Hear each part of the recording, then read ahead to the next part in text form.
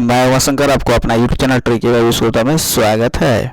दोस्तों, आज मैं आप लोग के लिए जो क्लास 8 में पढ़ रहे होंगे उस विद्यार्थियों के लिए बहुत ही बड़ा अप चैप्टर लेकर आया हूँ। दोस्तों, जैसा कि आप जानते हैं, आप लोग का एग्ज़ाम का 5 तारीख को साइंस का सब्जेक्ट का एग्ज़ाम होने वाला है, वो भी टर्म 2 उत्तर पुस्तिका में लिखना है दोस्तों, अर्थात रिटन एग्ज़ाम होने वाला है। इसलिए मैंने आपको लिए साइंस का चैप्टर लाइट अर्थात प्रकाश से very short and type question अर्थात वेरी शॉर्ट आंसर लेकर आया हूँ दोस्तों, जो आपको फाइनल एग्जाम में तहलका मचा देगा। यह क्वेश्चन आपके लिए वायरल क्वेश्चन है, इसीलिए इसको लास्ट तक देखिएगा और हो सके तो मेरे चैनल को शेयर तथा सब्सक्राइब करा नहीं भूलेंगे दोस्तों। तो चलिए दोस्तों, देखते हैं क्या है 5 जुलाई को होने वाले साइंस का महत्वपूर्ण क्वेश्चन, इंपॉर्टेंट क्वेश्चन।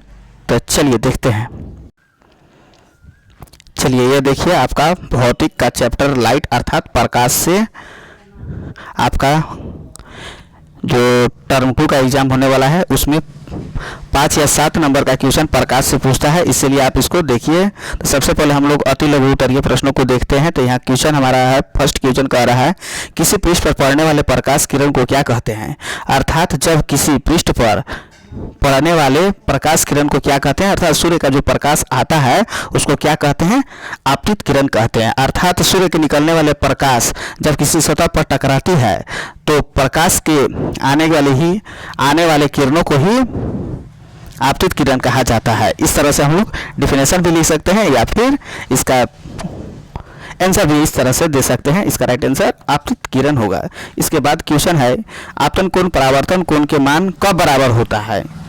आपतन कोण परावर्तन कोण का मान कब बराबर होता है, तो इसका राइट आंसर हो जाएगा सदैव बराबर होता है। जैसा कि आप जानते होंगे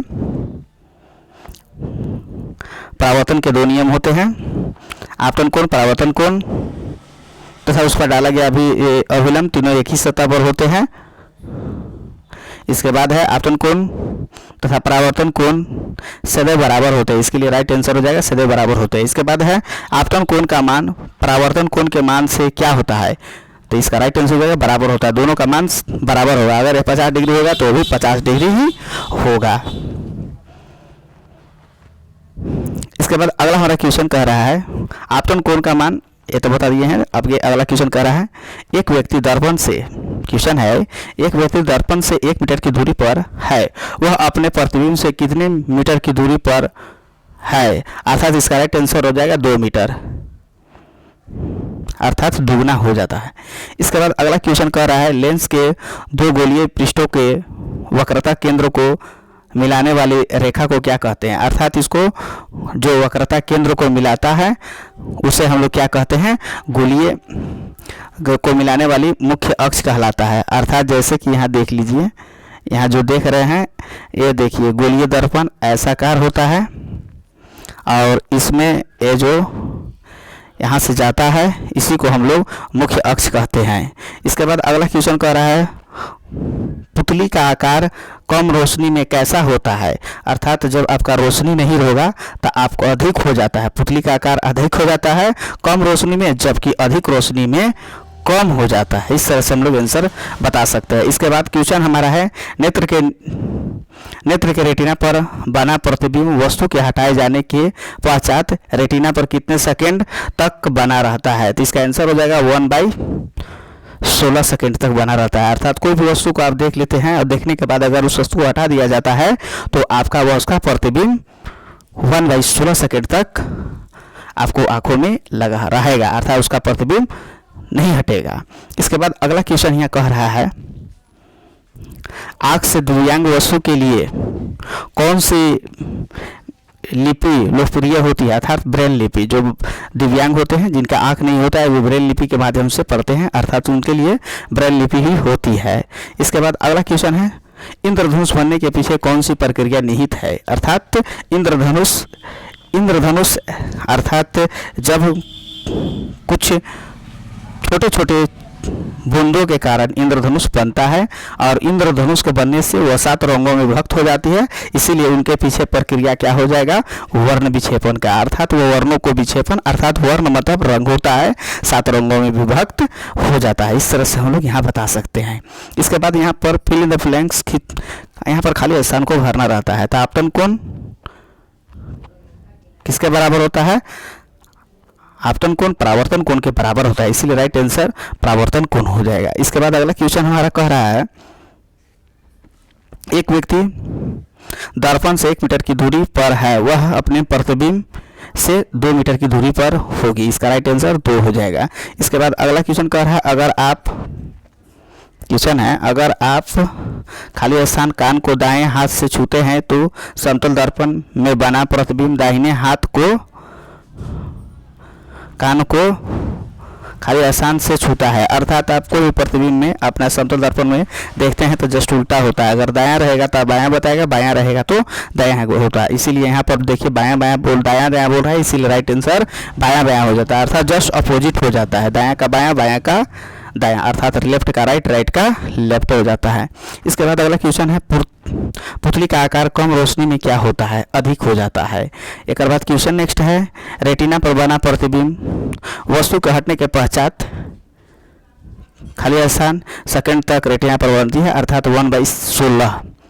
इसके बाद अगला क्वेश्चन है, आपतन कोण तथा परावर्तन कोण का मान बराबर होता है। इस तरह से हम लोग बता सकते हैं, या फिर आपको डिफिनेशन के रूप में भी दे देगा। जैसे डिफिनेशन यह बता रहा है, आपतित किरण किससे आप क्या समझते हैं, तो आपतित किरण किसी प्रकाश की पुंज से समतल दर्पण पर पड़ने वाले किरण आपतित किरण कहलाते हैं।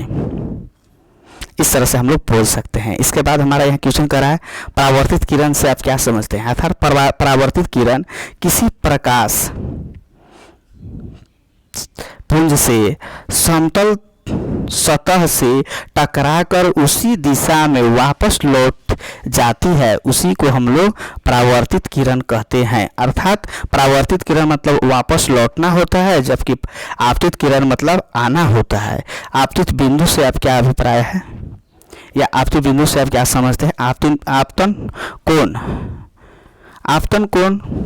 आपतित किरण तथा अभिलंब के बीच बना कोण आपतन कोण कहलाता है। इसके बाद अगला क्वेश्चन यहाँ कह रहा है, एक प्रकाश किरण समतल दर्पण पर 60 डिग्री के कोण पर आपतित होती है तो परावर्तन कोण का मान क्या होगा। तो जैसा कि आप जानते हैं, आपतन कोण परावर्तन कोण को बराबर होती है, इसीलिए अगर यह 60 डिग्री होगा तो भी 60 ही डिग्री होगा, इसीलिए राइट आंसर 60 डिग्री हो जाएगा। इसके बाद अगला क्वेश्चन कह रहा है, अगर 2 समतल दर्पण 90 डिग्री के कोण पर रखे हो तो उसके बीच रखी वस्तु के प्रतिबिंब की संख्या कितनी होगी, अर्थात इसका अनगिनत हो जाएगा। इसका राइट आंसर अनगिनत हो जाएगा। इसके बाद है, समतल दर्पण किस प्रकार का प्रतिबिंब बनाता है, तो इसका राइट आंसर हो जाएगा वास्तविक प्रतिबिंब। इसके बाद अगला क्वेश्चन है, एक प्रकाश किरण समतल दर्पण पर अभिलंब की दिशा में आपतित होती है, परावर्तन पश्चात प्रकाश किरण किधर जाएगी, तो इसका राइट आंसर हो जाएगा अभिलंब की दिशा की ओर या आपतित किरण की दिशा की ओर। अब नेक्स्ट हमारा क्वेश्चन है, नियमित तथा विसरित परावर्तन में कौन प्रतिबिंब बनता है। तो चलिए सबसे पहले हम लोग नियमित तथा विसरित परावर्तन में पार्श्विक प्रतिबिंब बनता है, अर्थात नियमित में अच्छा प्रतिबिंब बनेगा, वो आपको समांतर प्रतिबिंब बनेगा, अर्थात जबकि विसरित में बिखरा हुआ बनता है। नियमित में आपका प्रतिबिंब बनेगा, जबकि विसरित में एक जैसा प्रतिबिंब नहीं बनेगा। इसके बाद अगला क्वेश्चन है, एक यंत्र का नाम बताइए जो परावर्तन के नियम पर आधारित है, जिसका आंसर हो जाएगा पेरिस्कोप यंत्र। इसके बाद अगला क्वेश्चन है, मानव नेत्र किस प्रकार का लेंस है, तो राइट आंसर हो जाएगा उत्तल लेंस है।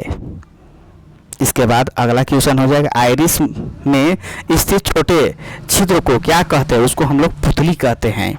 इसके बाद अगला क्वेश्चन है, किस प्रक्रिया के कारण श्वेत प्रकाश 7 रंगों में विभक्त हो जाती है, तो इसका आंसर हो जाएगा वर्ण विक्षेपण प्रक्रिया के कारण। इसके बाद अगला क्वेश्चन है, इंद्रधनुष के बनने के पीछे कौन सी प्रक्रिया निहित है, तो इसका राइट आंसर हो जाएगा वर्ण विक्षेपण, जिसको हम लोग वर्ण विक्षेपण को अर्थात वर्ण विक्षेपण में 7 रंगों में विभक्त हो जाते हैं। इसका ट्रिक है बेनिया फिनाला। इसके बाद अगला क्वेश्चन है, अगर दाहिने हाथ से लिखा जाए तो समतल दर्पण में सामने बना प्रतिबिंब किस हाथ से लिखता हुआ प्रतीत होता है। अर्थात जैसे पहले वो बोल दिए थे, अगर दाहिना बोलेगा तो बायां हो जाएगा, बायां बोलेगा तो दाहिना। अर्थात दाएं हाथ से लिखा जाए तो समतल दर्पण में बना प्रतिबिंब बाएं हाथ से लिखता हुआ प्रतिबिंब प्रतीत होती है। इसके बाद अगला क्वेश्चन हमारा है, जब श्वेत प्रकाश को कांच की पट्टी से गुजरने दिया जाता है तो क्या होता है। तो इसका राइट आंसर हो जाएगा, श्वेत प्रकाश को समतल दर्पण अर्थात समतल कांच की पट्टी से गुजरने पर श्वेत प्रकाश कांच की पट्टी आर पार कर जाएगी। इस तरह से हम लोग बोलेंगे। इसके बाद अगला क्वेश्चन आपको बोल देगा, परावर्तन के नियमों का उल्लेख करें। अर्थात परावर्तन के 2 नियम होते हैं। पहला नियम होता है आपतन कोण परावर्तन कोण का मान बराबर होता है, अर्थात सदैव बराबर होते हैं कोण I इक्वल टू कोण R। इसके बाद दूसरा का नियम हो जाएगा, आपतित किरण, परावर्तित किरण तथा उस पर डाला गया अभिलंब तीनों एक ही सतह पर होते हैं। इस तरह से हम लोग बोल देंगे, आगे पीछे कुछ भी लिखेंगे कोई दिक्कत नहीं है। इसके बाद अगला क्वेश्चन कह रहा है, श्वेत प्रकाश 7 रंगों का मिश्रण है, इसे किस प्रकार दर्शाया जा सकता है। तो इसके लिए आप एक प्रिज्म बनाइएगा, कांच का एक प्रिज्म लीजिएगा, अर्थात एक प्रिज्म बनाएंगे तथा उसे मेज पर रख दीजिएगा। इसका पीछे का भाग अंधेरा हो, एक सफ़ेद कत्ता प्रिज्म के पीछे रखेंगे। प्रिज्म के अग्रभाग से प्रिज्म का प्रकाश पड़ने देंगे, जो कि 7 रंगों में विभक्त हो जाता है। श्वेत प्रकाश का किसी पारदर्शक अर्थात पारदर्शक इस पार से उस पार माध्यम से गुजरने के पश्चात 7 रंगों में विभक्त हो जाता है, यही विक्षेपण कहलाता है। अर्थात विक्षेपण का अर्थ होता है कि अलग अलग होना, अर्थात विक्षेपित होना, माने एक से अनेक भागों में टूट जाना ही विक्षेपण कहलाता है, वर्ण विक्षेपण होता है। इसके बाद अगला क्वेश्चन हमारा है, मानव नेत्र के विभिन्न भागों के नाम लिखिए। तो इसका आंसर हो जाएगा, मानव नेत्र के विभिन्न भागों में कार्निया हो जाएगा, आइरिस हो जाएगा, पुतली हो जाएगा, रेटिना हो जाएगा, रेटिना को जो हम दृष्टिपटल भी बोलते हैं, शंकु हो जाएगा, शलाकाएं आदि हो जाएगा। इस तरह से हम लोग लिख देंगे। इसके बाद अगला क्वेश्चन कहता है, 2 प्रकाश के परावर्तन का नाम बताइए जिनमें कौन सा परावर्तन वस्तु का साफ साफ प्रतिबिंब दिखलाता है। तो इसका आंसर हो जाएगा, प्रकाश के प्रकार नियमित परावर्तन और विस्तृत परावर्तन। नियमित परावर्तन क्या है? तो नियमित परावर्तन से वस्तु का साफ सुथरा प्रतिबिंब दिखाई देता है। इसके बाद अगला क्वेश्चन कहता है, मानव नेत्र में अंध बिंदु की व्याख्या करें। दृक् तंत्रिक, इसका आंसर हो जाएगा, दृक् तंत्रिकाओं तथा रेटिना के संधि पर कोई तंत्रिका कोशिका नहीं होती है, इस बिंदु को अंध बिंदु कहते हैं। इस तरह से हम लोग बोल सकते हैं। इसके बाद अगला क्वेश्चन हमारा कह रहा है, मानव नेत्र के रेटिना पर कितने प्रकार की तंत्रिका कोशिकाएं होती है। तो इसका आंसर हो जाएगा, मानव नेत्र की रेटिना पर 2 प्रकार की तंत्रिका कोशिकाएं होती है।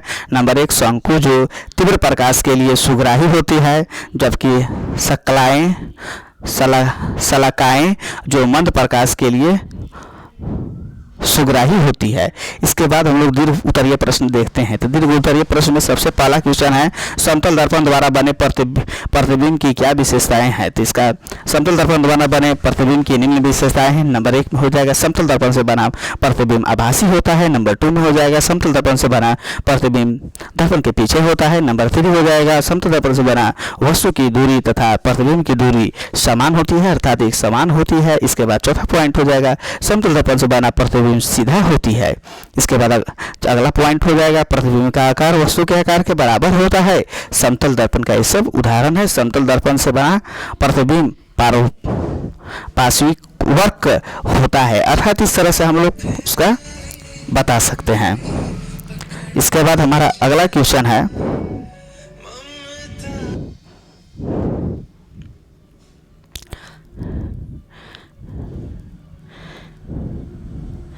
इस तरह से हम लोग देख सकते हैं। यहाँ पर देखिए चित्र के द्वारा प्रिज्म से होकर गुजरने वाले श्वेत प्रकाश का आपको विक्षेपण बनाना है, तो आप इस तरह से आप बना सकते हैं।